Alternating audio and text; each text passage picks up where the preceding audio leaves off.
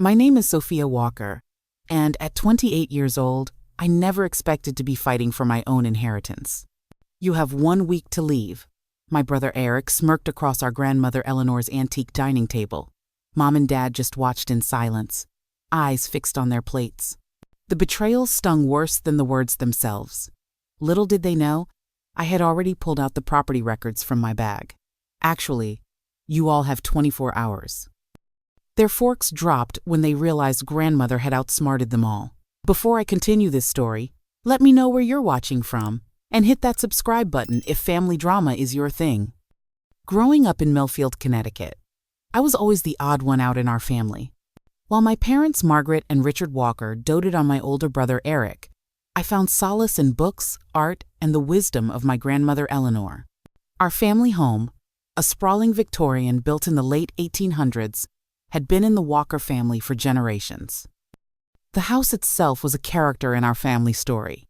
Creaky floorboards that announced your presence, a winding staircase with hand-carved banisters, and rooms that held decades of memories, both sweet and bitter. I left Millfield the day after high school graduation, determined to forge my own path. Architecture had always been my passion, inspired by the intricate details of our family home. Boston welcomed me with open arms, and I thrived at MIT, earning my degree with honors. The further I advanced in my career, the more distant my relationship with my family became, except for grandmother Eleanor. Eric never left Millfield. While I was designing modern structures and sustainable living spaces in Boston, he was working at our father's insurance firm, playing golf at the country club, and positioning himself as the dutiful son.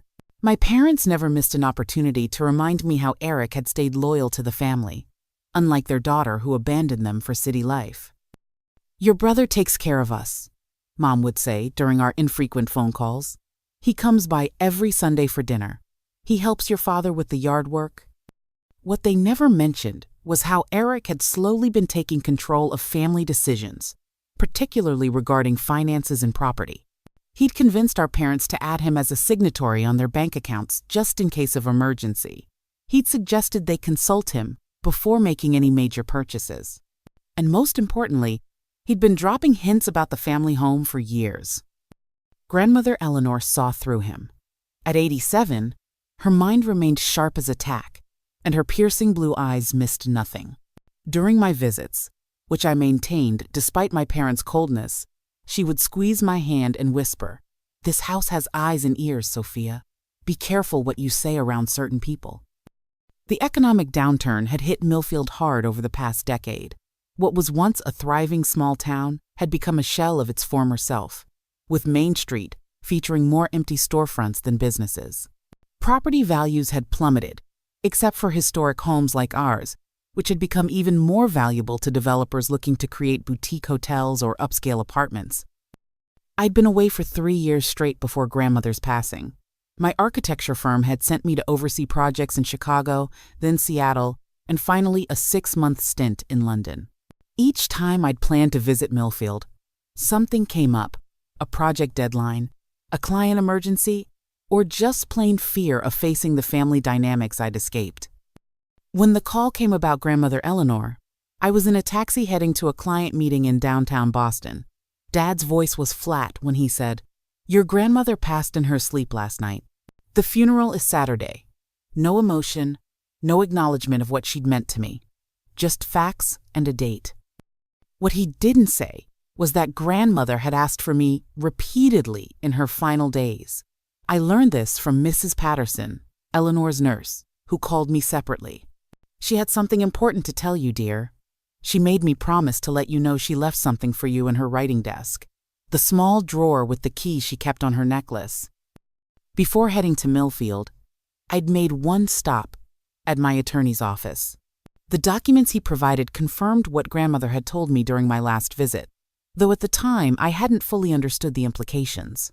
Now, with the papers safely tucked in my briefcase, I returned to the town I'd left behind, unaware of the storm that awaited me.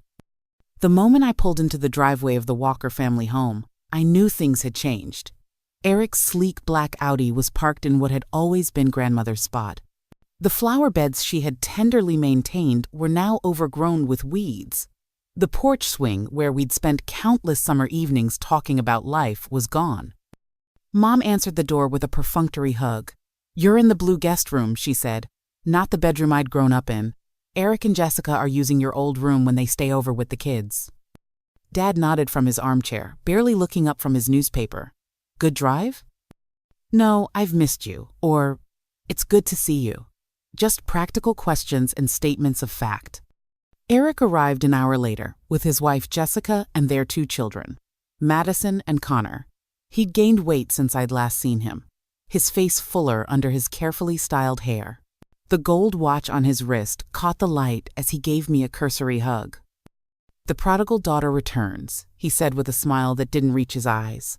Must have been quite the important meeting to miss Grandma's last days. The barb stung, designed to do exactly that.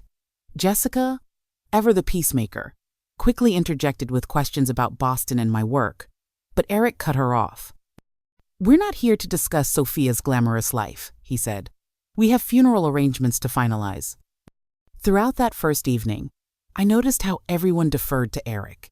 Mom asked his opinion on the funeral flowers. Dad consulted him about which family members needed to be called. Even the funeral director who stopped by addressed most of his questions to my brother rather than to all of us collectively. "We've already selected the casket," Eric informed me when I asked about the arrangements. "No need for your input at this late stage."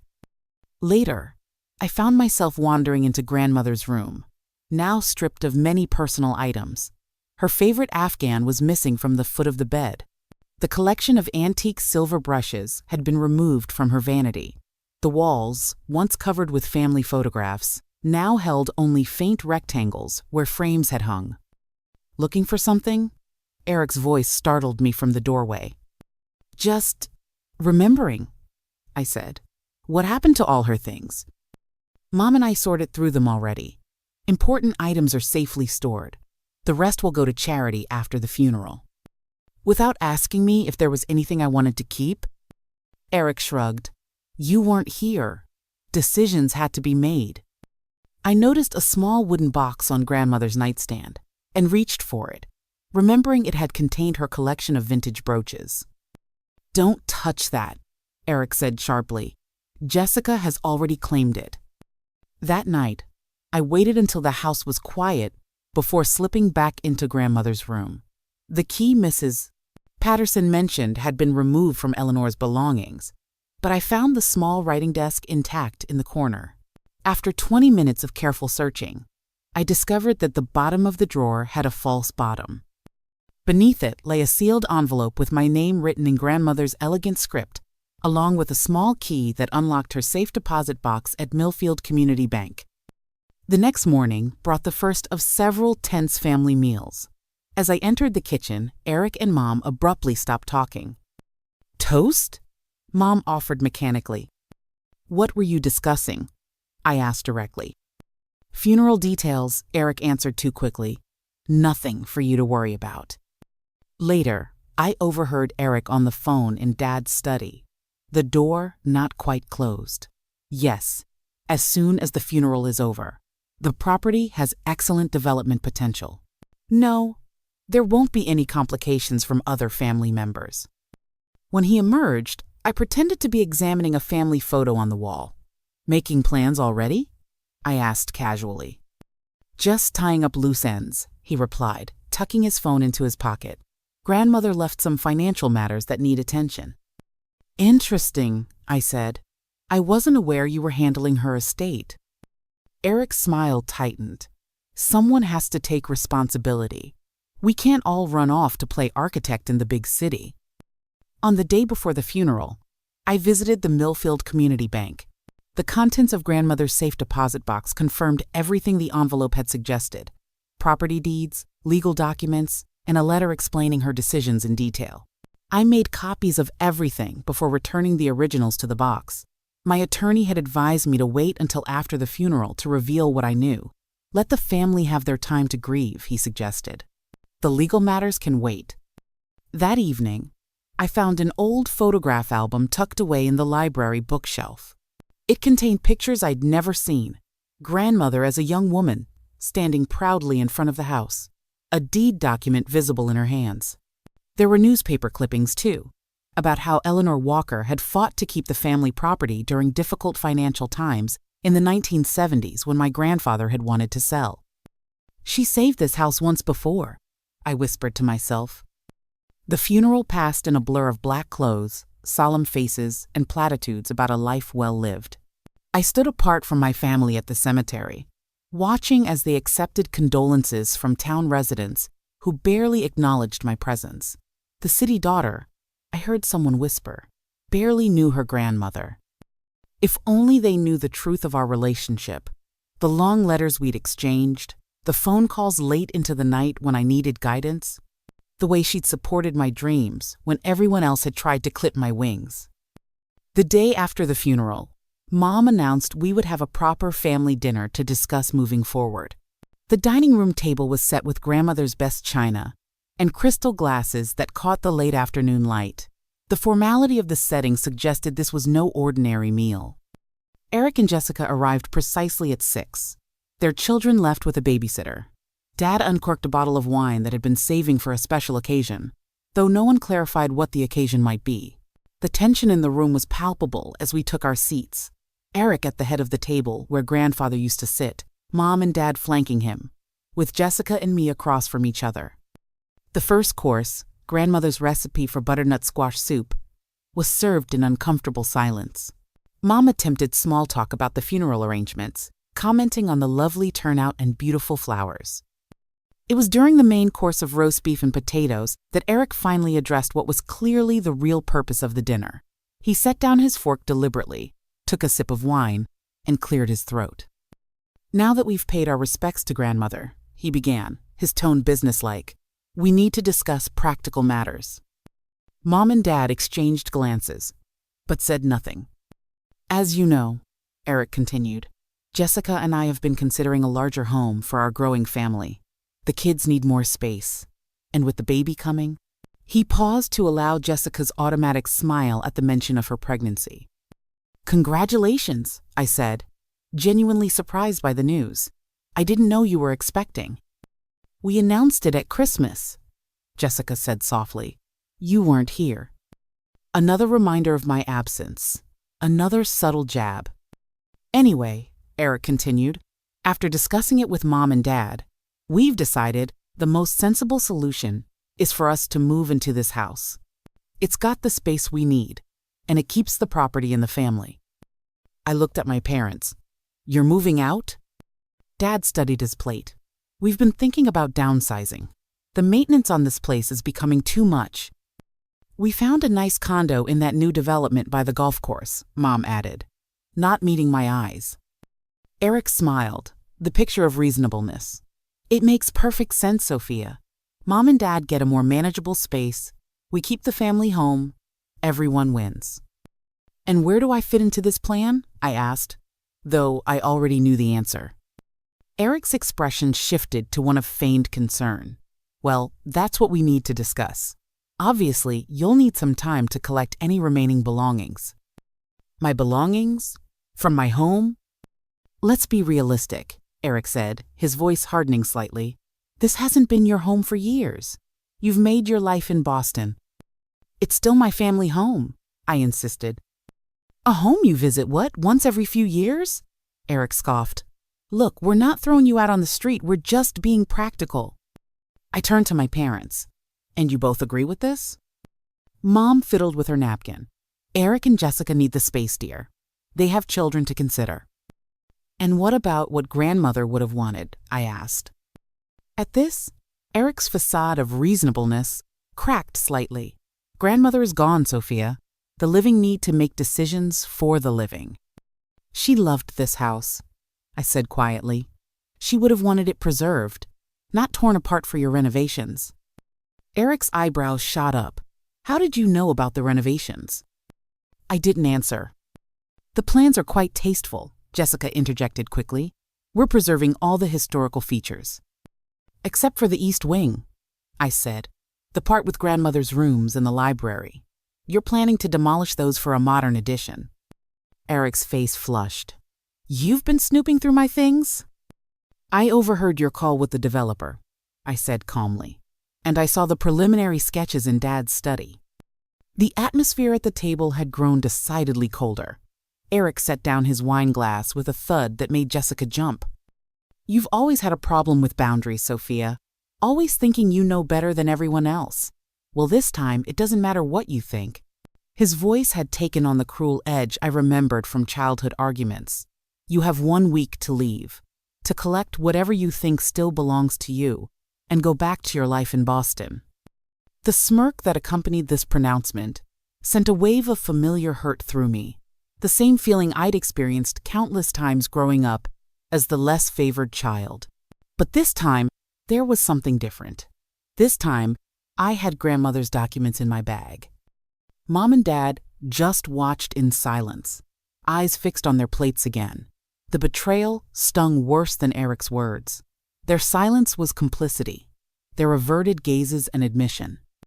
1 week, Eric repeated, clearly enjoying what he perceived as his moment of triumph. I'm being generous, considering the circumstances. I reached down from my bag beside my chair, feeling the weight of the decision I was about to make. Grandmother's voice seemed to whisper in my ear, "Some battles choose you, Sophia. Be brave enough to fight them." The manila envelope made a soft thud as I placed it on the dining table. Eric eyed it suspiciously, fork poised midway to his mouth. "What's that supposed to be?" he asked. "Property records," I replied calmly, though my heart was racing. "And grandmother's will, the official one, not whatever version you might have been showing Mom and Dad." The flash of uncertainty that crossed Eric's face told me everything I needed to know. He had indeed been misrepresenting grandmother's wishes. "I have no idea what you're talking about," he said, but his voice lacked conviction. I opened the envelope and slid out the documents one by one, arranging them neatly on the table between the crystal water glasses and silver candlesticks. Deed to the Walker family home, transferred to Sophia Eleanor Walker 3 years ago. Notarized, filed with the county clerk, completely legal and binding. Mom gasped. Dad's face went pale. Jessica looked from Eric to me in confusion. 3 years ago? Dad asked. "That's impossible. Your grandmother would have told us." "She did tell someone," I said quietly. "She told me." The memory of that conversation flooded back with perfect clarity. It had been during my last visit to Millfield, before my work trips had made visits impossible. Grandmother had asked me to walk with her in the garden, ostensibly to discuss the heritage roses she'd been cultivating for decades. "Sophia," she had said, settling onto the stone bench by the fountain, "I need to talk to you about the house."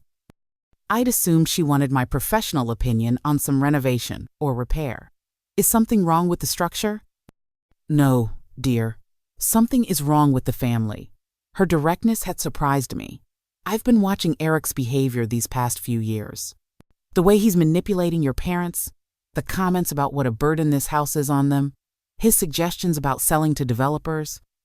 "He wouldn't," I'd protested, though without much conviction. "He would, and he's planning to," Grandmother had said firmly. "I've overheard his phone calls. I've seen the brochures from that resort development company he's been meeting with." She'd taken my hands in hers, her skin paper-thin, but her grip surprisingly strong. "This house has been in my family for 5 generations. My grandmother left it to me directly, bypassing my brothers, who would have sold it in a heartbeat. Now I'm doing the same." "What do you mean?" "I've transferred ownership to you, Sophia. Not in my will, which could be contested, but as a direct gift. It's already done. The paperwork was filed last month." I'd been speechless, stunned by the magnitude of what she was telling me. Why not tell Mom and Dad? Or Eric? Grandmother's blue eyes had hardened, because they would try to talk me out of it. Or worse, pressure me to undo it. Eric, especially. He's counting on this house as his inheritance, not because he loves it, but because of what he can get for it. "But why me?" I'd asked. "I don't even live here anymore." "Because you understand what this house means. Not just the building, but the history, the memories. You see beyond market value to true value." She'd squeezed my hands. "And because you're strong enough to stand up to them when the time comes." Back at the dinner table, Eric was sputtering in disbelief. This is forgery. It has to be. Grandmother would never have done this behind our backs. Behind your back, you mean? I corrected. She knew exactly what you were planning, Eric. The meetings with Lakeside Developments, the plans to turn this into luxury condos, all of it. That's a lie! Eric slammed his hand on the table, making the dishes rattle. We were going to live here. For the family. After you gutted the place and rebuilt it to your specifications, I countered. After you erased everything that made this house special to Grandmother. Dad was examining the deed document, his insurance background making him familiar with such paperwork. This appears legitimate, he said slowly. The signature is definitely your grandmother's. Eric snatched the paper from him. There must be some mistake, or some way to invalidate this. She was elderly, possibly not of sound mind. Her doctor performed a cognitive assessment the same day she signed the transfer, I said, sliding another document forward. As you can see, she was declared fully competent. Mom was crying softly. Whether from shock or disappointment, I couldn't tell. Jessica sat frozen, her dinner forgotten. Why would she do this? Mom asked. Why wouldn't she tell us? Because she knew what would happen, I said gently. She knew Eric would try to pressure her to change her mind. She knew you and Dad would take his side, as you always have. The harsh truth hung in the air between us. Decades of family dynamics laid bare in a single statement. This is ridiculous, Eric said, but his voice had lost its earlier confidence. I'll contest this. I'll get lawyers involved. You're welcome to try, I replied, but Grandmother made sure everything was legally watertight. She even recorded a video statement explaining her decision, which my attorney has in safekeeping. Eric's face had gone from red to white. Your attorney? How long have you known about this? Since she did it, I admitted, but I never thought it would come to this. I never imagined you'd try to force me out of my own family home a week after Grandmother's funeral. Actually, I continued, gathering the documents back into a neat pile. Given what's happened tonight, I think it's best if you all make arrangements to leave. Not in a week. Tomorrow. Tomorrow? Jessica echoed, speaking for the first time since the revelation. But we can't possibly. 24 hours, I said, echoing Eric's earlier ultimatum. I think that's generous, considering the circumstances. The three of them stared at me in shock, forks suspended in mid-air, as if they couldn't believe what was happening. The tables had turned so completely that they seemed unable to process the reversal. You can't be serious, Eric finally managed. Throw your own family out? I'm not throwing anyone out, I clarified. I'm simply exercising my rights as the legal owner of this property, rights that Grandmother entrusted to me precisely because she feared this exact scenario. The remainder of the dinner passed in stunned silence. The dessert, Grandmother's apple pie recipe, remained untouched as the reality of the situation sank in. I had become, in the space of a few minutes, not the family outcast, but the family power broker. The sensation was unfamiliar and not entirely comfortable. As Eric and Jessica prepared to leave, Eric pulled me aside in the hallway, his expression a mixture of rage and disbelief. This isn't over, he hissed. You think you've won, but you have no idea what you're doing. This house is a money pit. The taxes alone will bankrupt you. Funny, I replied. Grandmother managed just fine on her teacher's pension. I think I'll manage on my architect's salary. You'll regret this, he warned, grabbing his coat. When you're alone in this big, empty house, you'll realize what you've done to this family.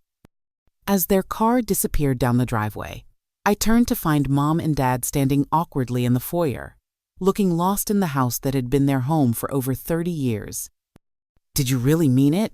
Mom asked tearfully. About us leaving tomorrow?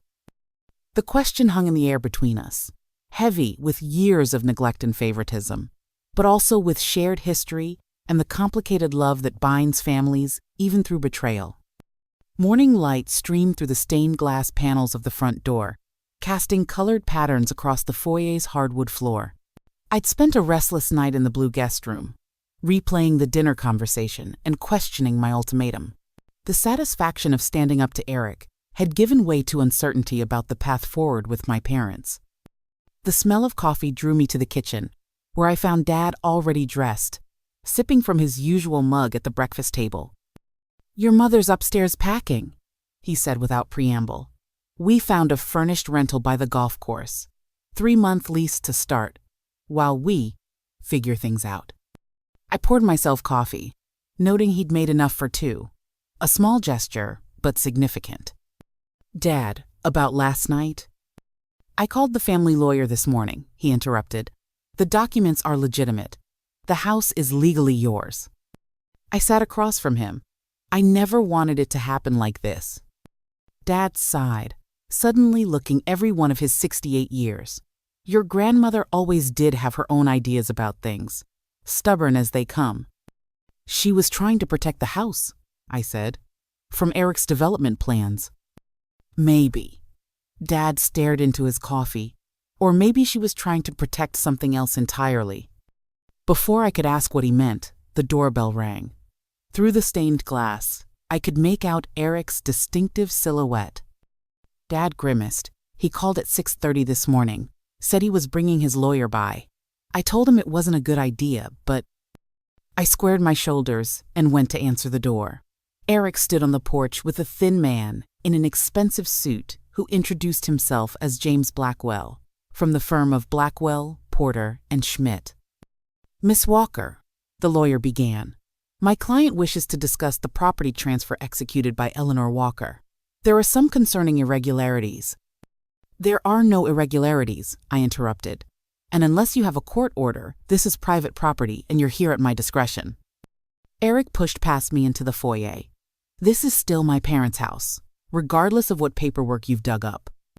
"Actually," Dad said, appearing from the kitchen, "according to Harold Simmons, it's been Sophia's house for 3 years. We've apparently been living here at her grandmother's invitation, not as owners." Eric's face reddened. "And you're just accepting that? Without a fight?" "What would you have me do?" Dad asked wearily. "Sue your sister? Contest your mother's wishes?" "Yes," Eric exploded. "That's exactly what I would have you do. She's stealing your home." "It was never their home to begin with," I said quietly. "Grandmother inherited it from her grandmother. It's always been the Walker women's legacy, not the men's." This revelation clearly caught both men by surprise. Mr. Blackwell cleared his throat. "Perhaps we should all sit down and discuss this calmly." The 4 of us moved to the living room, where Mom appeared in the doorway, her eyes red from crying. "I heard voices," she said. "Eric, I told you not to bring lawyers into this." "Someone has to fight for our family's interests," Eric snapped, "since Dad clearly won't Mr. Blackwell opened his briefcase and removed several documents. "Miss Walker, while the property transfer appears technically legal, we believe it could be successfully challenged on several grounds. The timing, the secrecy, the bypassing of direct descendants. My grandmother was of sound mind and body when she made her decision," I stated firmly. "She had her reasons, which she documented extensively." "Reasons like what?" Eric demanded. "What could possibly justify cutting out her own son and grandson?" I hesitated, reluctant to reveal everything grandmother had told me about Eric's behavior, but his aggressive stance and the presence of his lawyer made it clear that holding back would only prolong the conflict. "She knew about your meetings with Lakeside Developments," I said directly to Eric. "She knew about the preliminary agreements you'd already signed, using a power of attorney document that Dad signed, thinking it was for something else." Dad's head snapped up. "What power of attorney?" Eric's momentary flash of panic confirmed my suspicion. "That was just for tax purposes," he stammered, "to help manage your finances." "It gave him authority to negotiate regarding your assets," I explained to Dad, "including this house, which you thought you owned but actually didn't." Mom gasped. "Eric, you didn't." "The development would have benefited everyone," Eric insisted. "The property values in this neighborhood are plummeting. This was a chance to cash out before it's too late." "This house isn't a stock to be traded," I said. It's been in our family for generations. And what are you going to do with it? Eric challenged. Live here alone? Move your fancy Boston friends in for weekend parties? At least my plan kept it in the family. Your plan demolished half the original structure, I countered, including grandmother's rooms and the library. The lawyer was watching our exchange with increasing discomfort. Perhaps family matters should be discussed privately before we proceed with legal options, he suggested. There's nothing to discuss, Eric said coldly. She's made her position clear. Now we'll make ours clear in court. As if on cue, the doorbell rang again. This time it was Mrs. Patterson, grandmother's nurse, accompanied by Harold Simmons, the family attorney who had served the Walkers for decades. I hope you don't mind the intrusion, Mrs. Patterson said, but Eleanor asked me to come today. She said it would be about time for the fireworks to start.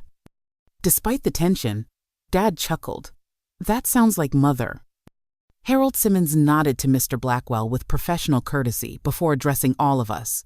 I'm here to execute the final part of Eleanor Walker's wishes. She left a video to be played 1 week after her funeral, or earlier if, as she put it, Eric starts making trouble. This is ridiculous, Eric sputtered. Some convenient video appearance from beyond the grave? It was recorded in my presence and notarized, Harold said mildly. Standard procedure for estate, matters of this complexity. Mrs. Patterson produced a laptop from her bag. Eleanor recorded this 3 years ago, the same day she transferred the house to Sophia. We gathered around as the screen flickered to life, revealing grandmother seated in her favorite armchair in the library. Despite her age, she sat straight-backed and resolute, her blue eyes clear and direct. If you're watching this, she began without preamble. Then I've passed on, and as I suspected, there's a dispute about my decision regarding the house. She adjusted her glasses in the familiar gesture I'd seen thousands of times. I want to be perfectly clear about my reasons. This house has been passed from grandmother to granddaughter in our family since 1872. My grandmother bypassed my father and uncles to leave it to me, and now I'm doing the same. But it's not just tradition, she continued. It's about stewardship. This house needs someone who understands its value beyond dollars and cents, someone who appreciates its history and character. Her expression hardened slightly. Eric, I know you're watching this and probably fuming. I've seen the development plans you left in your car. I've overheard your phone calls about turning this property into condominiums. I know about the power of attorney document you tricked your father into signing. Eric shifted uncomfortably as his parents turned to stare at him. Richard and Margaret, grandmother, addressed my parents. I love you both, but you've allowed Eric to manipulate you for years. You've consistently chosen his wants over Sophia's needs, and I won't let that pattern extend to this house. Mom began crying again, while Dad looked stricken. And Sophia, grandmother's face softened. I'm entrusting you with not just a building, but a legacy. This house has sheltered 5 generations of strong Walker women. Now it's your turn to decide its future. She leaned forward slightly, her gaze seemingly directed right at me across time. Whatever you decide, know that I trust you completely. You have the vision to see what this house could be, and the strength to stand up for it. The video ended, leaving us in stunned silence. Even Eric seemed momentarily at a loss for words. Harold Simmons closed the laptop. There's also a letter for each of you, to be read privately. And Miss Walker, he addressed me, there are additional documents regarding the trust fund established for property taxes and maintenance. Trust fund?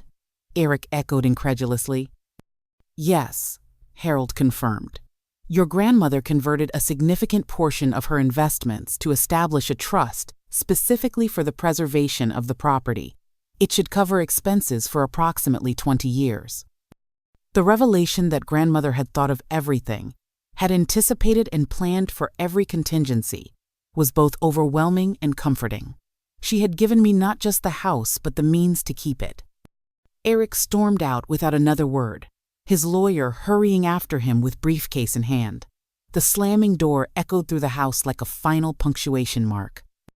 Mrs. Patterson touched my arm gently. She was so proud of you, dear. Every time you sent a letter or called, her whole face would light up. The simple statement broke something inside me. After maintaining my composure through confrontation and revelation, it was this small affirmation of grandmother's love that finally brought tears. Dad approached awkwardly, hands in his pockets. "We'll still move to the rental," he said. "Give you some space to figure things out. But I hope this doesn't mean we're cut off completely." It was the closest thing to an olive branch I could expect, and I recognized the effort it took him to offer it. "Maybe Sunday dinners," I suggested tentatively. "Once a month to start?" Mom nodded eagerly, relief evident in her expression. "We'd like that very much." As they returned upstairs to continue packing, I stood alone in the foyer, feeling the weight of the house around me, not as a burden but as a presence, alive with history and possibility. For the first time since returning to Millfield, I felt a sense of certainty. This was where I belonged. The house felt cavernous the next morning after my parents left for their rental. Their departure had been awkward but not hostile. Dad had handed over all the keys, and Mom had left a binder containing information about the utilities, local service providers, and the quirks of the old house's heating system. Small practical gestures that spoke volumes about their acceptance of the situation, if not their happiness with it. I wandered from room to room, seeing the house with new eyes, not as the childhood home that had often felt constricting, but as an architect's canvas filled with possibility. The morning light streamed through the east windows, illuminating dust motes in the air and highlighting the intricate woodwork that had been handcrafted a century and a half ago. In grandmother's room, now empty of her presence but still containing her furniture, I sat on the edge of the bed where she had read me stories as a child. The memory of her voice was so clear, I could almost hear it. "Every house has a heart, Sophia. Find it, and you'll understand the whole structure." The writing desk where she'd hidden her letter to me stood in the corner. I ran my fingers over the smooth wood, worn by generations of hands. Inside the drawer, I found more than I'd expected. Not just the envelope I'd already discovered, but a collection of letters from various family members over the years. Letters from my great-great-grandmother to her daughter, from my grandmother to her granddaughter. A continuous line of communication between the Walker women, preserved like a time capsule. One letter, dated 1972, caught my attention. In it, my great-grandmother wrote to Eleanor about her decision to leave her the house. "The men in this family see property as wealth to be leveraged. We women understand that some things are valuable precisely because they are not for sale." The parallels to my current situation were striking. History wasn't just repeating itself. It was following a deliberate pattern established generations ago. My phone buzzed with a text from Mrs. Patterson. "Tea this afternoon? There's more Eleanor wanted you to know." At 3 o'clock, I found myself in Mrs. Patterson's cozy apartment above the town bookstore. At 76, she moved with the brisk efficiency of someone decades younger, setting out teacups and a plate of lemon cookies. "Your grandmother and I were friends long before I became her nurse," she explained, pouring Earl Grey from a floral teapot. "We met in the college library in 1968, both of us studying when most women our age were focused on finding husbands." "I didn't know grandmother went to college," I admitted. "She never talked much about her youth." "Oh yes, she studied architecture actually." Mrs. Patterson smiled at my surprise. "She had to drop out when your grandfather fell ill, but she never lost her passion for buildings and design." This revelation stunned me. Architecture? Like me? "Why do you think she encouraged your interest so strongly?" "She saw herself in you, her unrealized dreams finding new life." Mrs. Patterson reached into a drawer and pulled out a leather portfolio. "She wanted you to have this, said it should wait until after you dealt with the Eric situation, as she called it." Inside were architectural drawings, beautiful hand-rendered plans and elevations for a community arts center. The style was different from contemporary work, but the talent evident in the precise lines and thoughtful details was unmistakable. "This was her thesis project," Mrs. Patterson explained, "a plan to convert a historic home into a community space while preserving its character." The coincidence was too perfect to be merely chance. I looked up from the drawings. She knew, didn't she, what I might want to do with the house. Eleanor had remarkable foresight, Mrs. Patterson said with a smile. She didn't know exactly what you'd choose, but she knew you'd choose something that honored the house's soul. As I drove back to the Walker house, my house now, ideas began to form. Not just about the building itself, but about my life's trajectory. Boston suddenly seemed distant, not just geographically, but emotionally. The projects waiting for me there felt less compelling than the opportunity before me in Millfield. The buzzing of my phone interrupted my thoughts. Eric's name flashed on the screen. After a moment's hesitation, I answered. Sophia. His voice was controlled, all traces of yesterday's anger carefully suppressed. We need to talk. No lawyers, no parents, just us. I'm listening. Not over the phone. The Riverside Cafe in 20 minutes? I agreed, curious about this apparent change of approach. The Riverside Cafe sat on the banks of the small river that gave Millfield its name.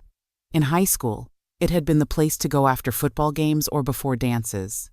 Now, it served as a quiet meeting spot for local business people and the occasional tourist. Eric was already seated at an outdoor table when I arrived, 2 coffees in front of him. He'd ordered mine correctly, black with 1 sugar, a small detail that reminded me we had once known each other well.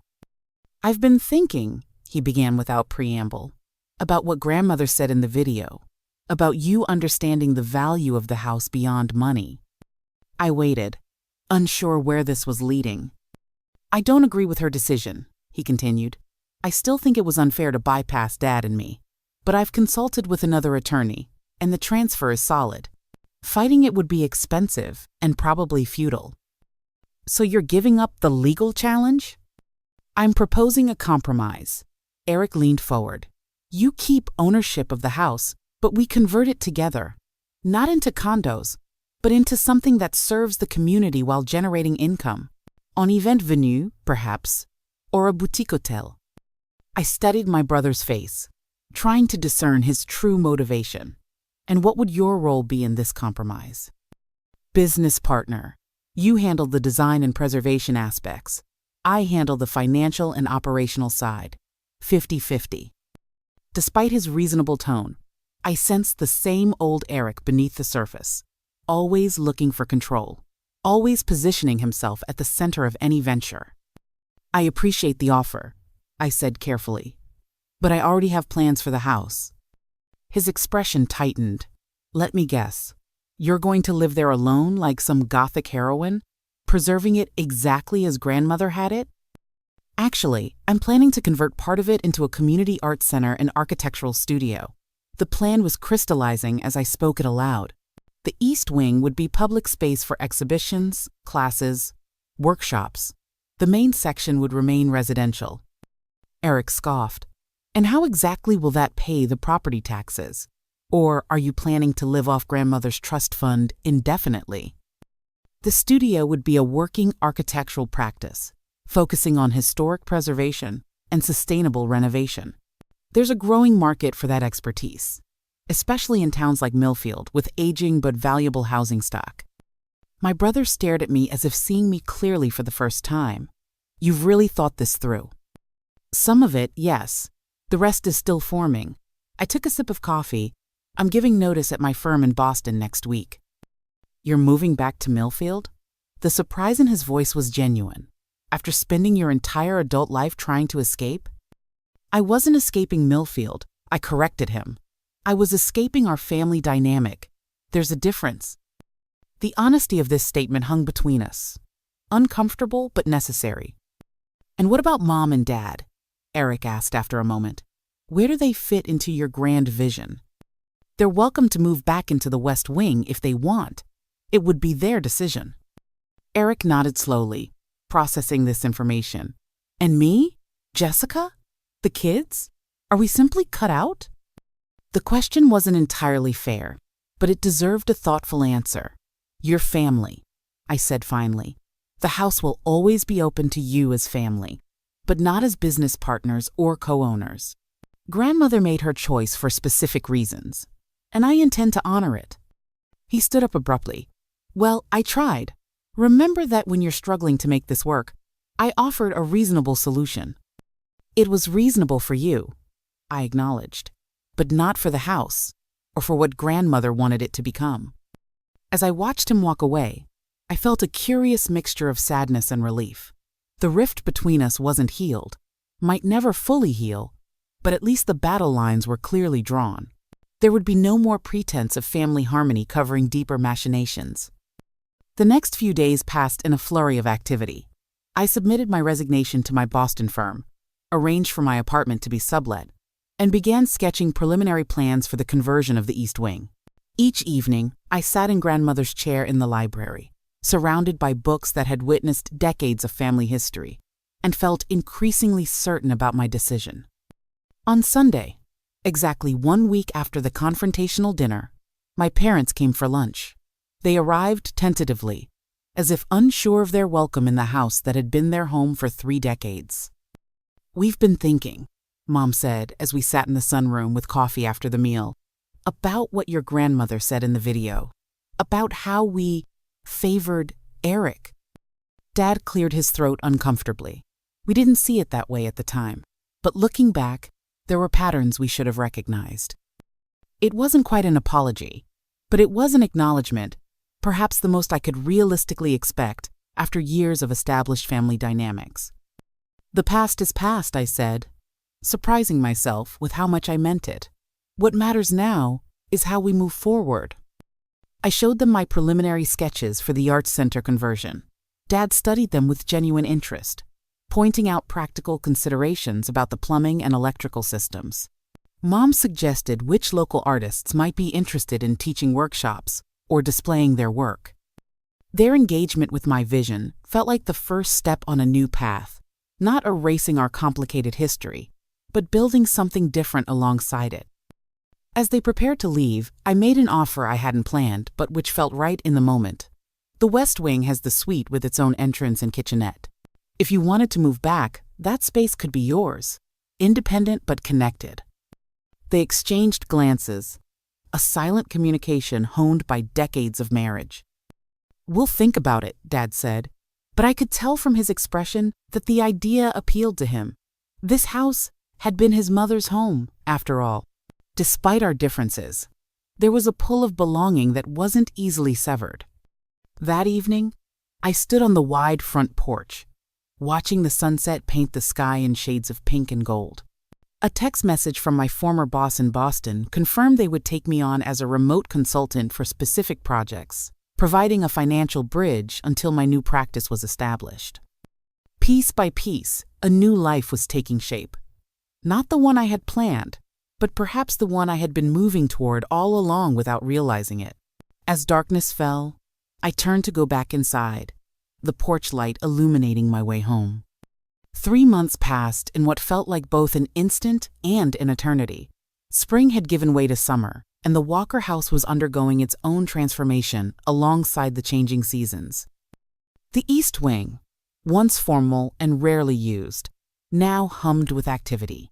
The parlor that had hosted Victorian tea parties had become a gallery space, showcasing local artists.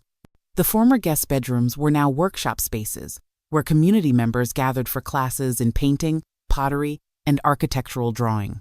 And the sunroom, with its abundant natural light, served as my architectural studio.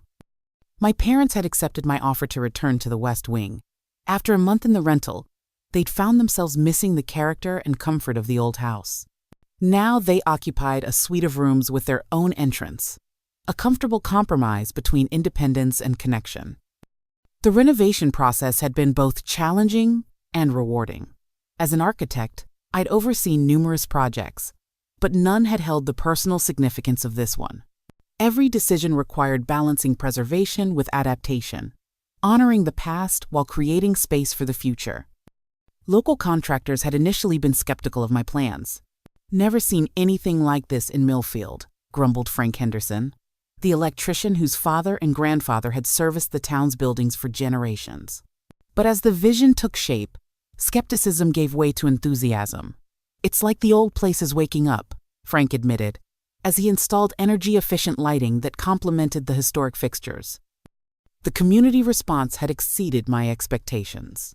In a town struggling with economic decline, the Walker House Arts Center offered not just cultural enrichment but a sense of possibility. Retired art teachers volunteered their time. High school students helped with the renovation in exchange for mentorship. A local business association approached me about designing similar adaptive reuse projects for other historic buildings downtown. Even Eric had grudgingly come around, though not without resistance. His legal challenge had fizzled out when his own attorney advised him of the slim chances of success. For weeks afterward, he had avoided family gatherings and refused to visit the house. But the birth of his third child, a daughter named Eleanor, after our grandmother, had prompted a tentative reconciliation. "She should know her heritage," he'd said gruffly when he finally brought his family to see the renovated house. Watching his daughter toddle through the gallery space, touching the walls that had sheltered 5 generations of Walker women, I glimpsed a softening in my brother that I hadn't thought possible. Relations remained complicated. Years of resentment and rivalry couldn't be erased by a few months of change. But we were finding a new equilibrium, one based on clearer boundaries and more honest communication. The Arts Center was officially opening to the public today. I stood in the entrance hall, making last-minute adjustments to the display, explaining the house's history and transformation. A large portrait of Grandmother Eleanor hung prominently, her piercing blue eyes seeming to approve of what her legacy had become. Mrs. Patterson appeared beside me, elegant in a floral dress she'd worn for the occasion. "She would be so proud," she said, following my gaze to the portrait. "Not just of what you've done with the house, but of how you've stood your ground." "I had a good teacher," I replied, linking my arm with hers. The opening ceremony attracted more attendees than I had dared hope. Millfield residents who remembered visiting the house in my grandparents' day marveled at the thoughtful renovation. Younger community members explored the spaces with excitement about future programs. Local officials spoke about historic preservation and community revitalization. Even Mayor Thompson, initially skeptical about my big city ideas, acknowledged the project's success. "The Walker House has always been part of Millfield's identity," he said in his brief remarks.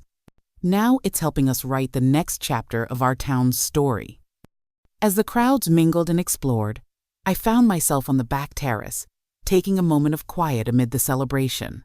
The garden, once grandmother's pride, was thriving again under Mom's care.